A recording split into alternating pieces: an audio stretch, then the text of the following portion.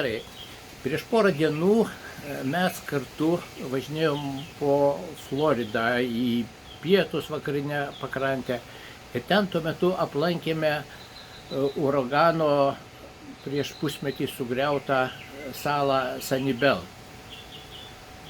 Kokios tau mintys tada kilo, kai mes ten buvom?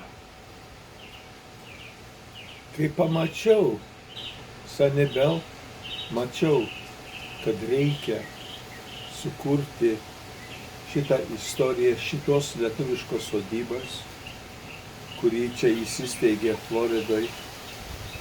Ir kad žmonės žinotų tą visą istoriją, tokia unikalios vienos vietos, kur visoje Amerikoje nerasi, kuri tautinę dvasią kelia.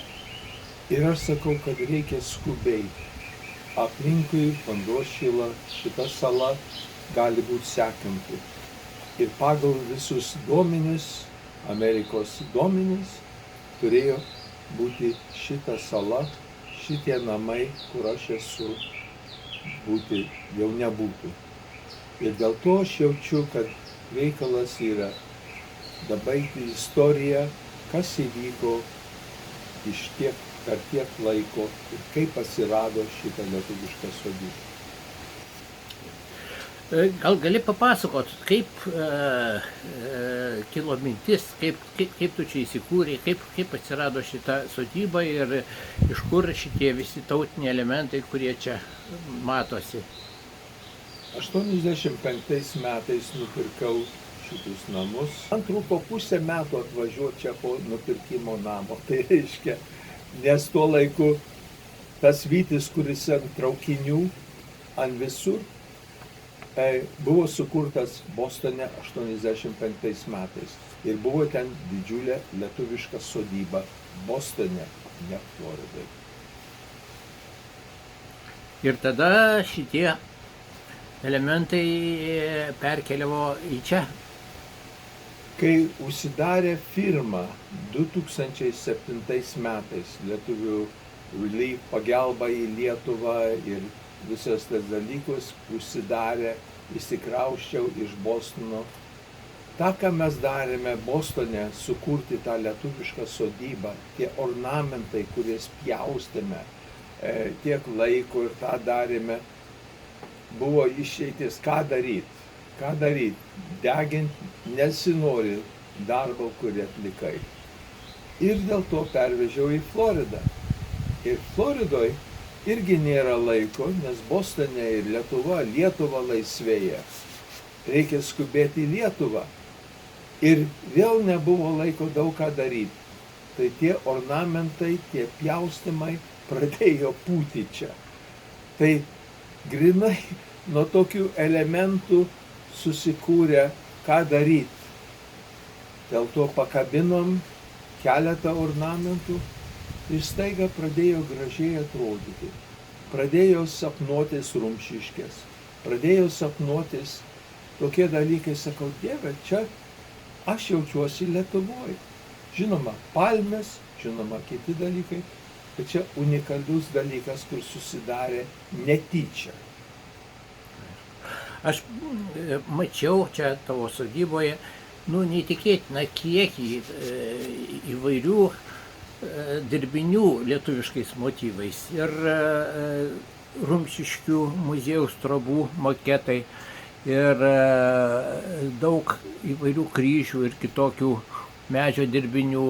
Kaip susikaupė toks didelis kiekis šitų dalykų čia pas tave? Čia yra, kai turėjau firmą ir dar komunistiniais laikais nuo 79 metų mes pradėjom keliauti po visą Ameriką, tai Wisconsin ar kitur, įvairias vietas, nors ir mažiausias vietas, reprezentavom Lietuvą. Dar tuo laiku, kada nebuvo interneto, nebuvo kiti, ir dauguma žmonių net nežinojo, kad toks kraštas egzistuoja. Tai tokiu būdu susikaupė. Labai daug iš pradžių tik tai buvo Amerikos lietuviai, senukai, įvairiaus amžiaus žmonės, kaip aš Kočimas, kiti, kurie iš širdies darė tokius nuostabius ornamentus ir dalykus, kur aš manyčiau, kad net ir Lietuvoje dabar niekas nepadarytų. Tiesiog stebuklas. Ir su tais ornamentais, ir tom statulom, skulptūrom, mes pradėjom važinėti po visą Ameriką per tarptautinės mugės, reprezentuoti Lietuvą. Kai tuo laiku, kai Lietuva neturėjo savo balso.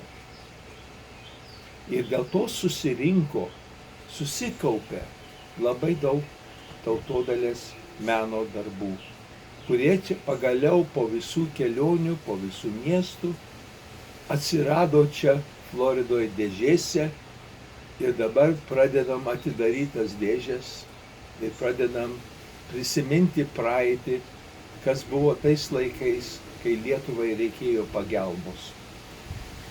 Ir ką aš galiu daugiau sakyti, čia yra tie laikai.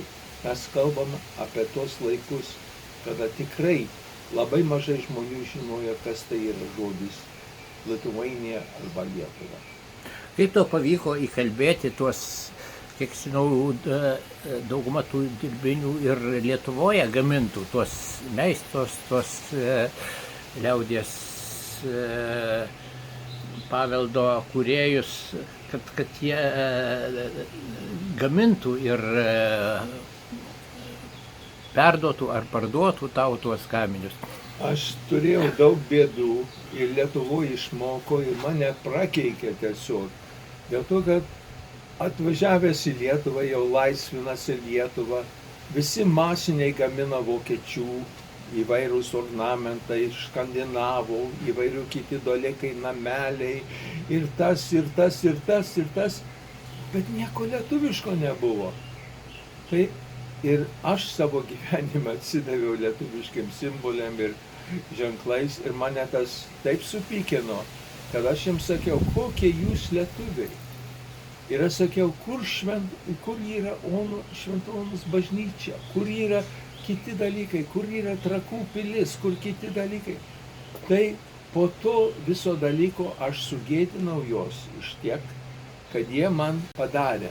Žinoma, po to mane prakeikė, sako Gintarai, kad daugiau tokių dalykų mes tau prižadėjom, atlikom, bet aš nenoriu daugiau matyti. Mes tiek vargo turėjome tą padaryti. Ir Dzūkų kaimą, ir šitas Žemaičių, įvairias sodybas. Viską turime. Tos valdžia naujoji ir tą negalėjo patvirtinti tą Vytį. Čia visokio dalykų, tiek įdomių incidentų įvyko per tą laikotarpį, bet sakau, čia yra praeitis ir mes kalbam apie praeitį ir dabar kalbam apie dabartį. Kiek žinau, tavo sodyboje čia ir Amerikos bendruomenėje Sankt Petersburge vyksta daug įvairių renginių Lietuvos tematika. Gal būtų galima apie tai dar smulkiau sužinoti. Aš noriu paklausti ponę Aldoną. Taip, kai prieš keletą metų iš Virdžinijos valstijos atvykome į Floridą, į Sankt Petersburgą, aš jau iš anksto žinojau, jog čia yra lietuvių klubas, lietuvių bendruomenė, Lietuvos dukterų draugija ir lituanistinė mokykla Saulutė. Tai viskas po vienu stogu, lietuvių namuose, lietuvių klube. Bet štai, kai mes sužinojame, kad pas poną Karosą šioje lietuviško paveldo sodyboje galima organizuoti renginius, mes labai nudžiugome. Nesvarbu, kokia jie organizacijai priklausytų, tai norim, nenorim, mes ją turim vadinti bendruomenę. Tai yra Lietuvos bendruomenė, Sankt Petersburgo apylinkė, toliau yra dabar Tampa Bay apylinkė, yra toliau Lietuvos dukterų draugija, irgi čia yra Šaulių organizacija, irgi yra lietuviška mokyklėlė ir atskira yra. Tai aš labai norėčiau, kad vadinami lietuvių namai būtų vienijanti organizacija, kad tai būtų tolerancija, kad nebūtų pykčio, kad mes lietuvių visi susivienintum iš visų organizacijų. Lietuvių bendruomenės valdyba bando sukviesti jaunus žmonės iš aplinkinių miestų, Sarasotos, Tampos, Orlando, Fort Lauderdale. Ir jiems labai smagu čia susirinkti. Tokia lietuviška dvasia, lietuviška, mes vadiname, oazė, sala.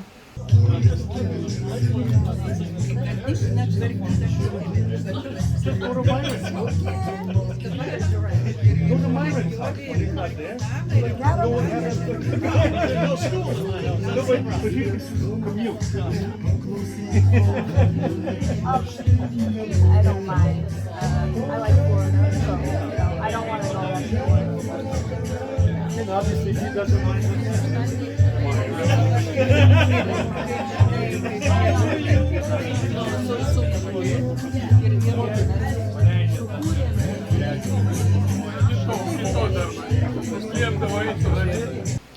Ir skirtingai negu vyresnioji karta susibūrė į lietuvių klubą papietauti, pabendrauti, taip pat ten vyksta labai gražūs renginiai. Bet būtent šitam kiemelyje su tokia gražia lietuviška atributika, medžio drožiniais, štai 2 vėliavos Jungtinių Amerikos valstijų ir Lietuvos. Ir jaunimui labai smagu čia susirinkti, todėl kad vyksta jiems priimtini smagus renginiai. Žinoma, mes pagerbėme vyresniosios kartos žmonės, šviesuolius. Čia įvyko prieš kalėdinę šviesuolių pagerbimo popietę. Toliau čia lankėsi maestro Vytauto Kernagio sūnus Vytautas. Čia dideliame ekrane vyko dokumentinio filmo Kernagis peržiūra. Buvo diskusijos, vyko linksmi pokalbiai. Dar mes čia surengėme smagų Romo Zableckio, Colorado Romo koncertą. Taip pat jaunimui patiko pasibūti, pašokti, padainuoti.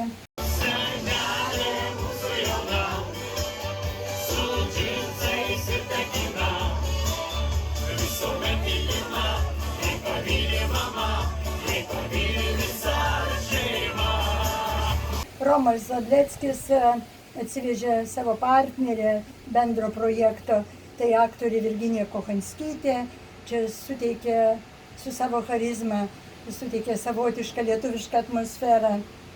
Toliau mūsų svečias iš Lietuvos, Vytautas Daraškevičius, pristatė savo 4 fotoalbumų.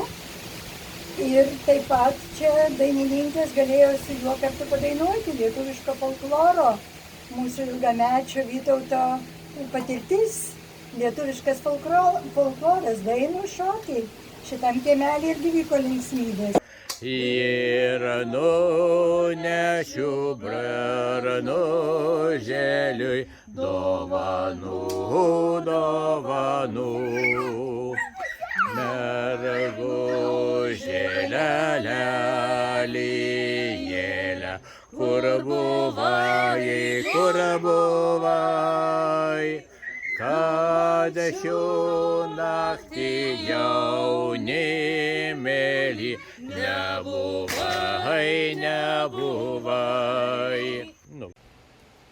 Gintarai, dar norėčiau paprašyti tavęs papildyti apie tuos renginius, kurie vyko šitoj tavo lietuviškoj sodyboje. Norėjau pasakyti, kad dabar prisimenu, pamatau nuotraukas, pamatau įvairius dalykai, kas čia vyko. Aš tiesiog neįsivaizduoju ir kad tiek įvairiovės tautiškos buvo.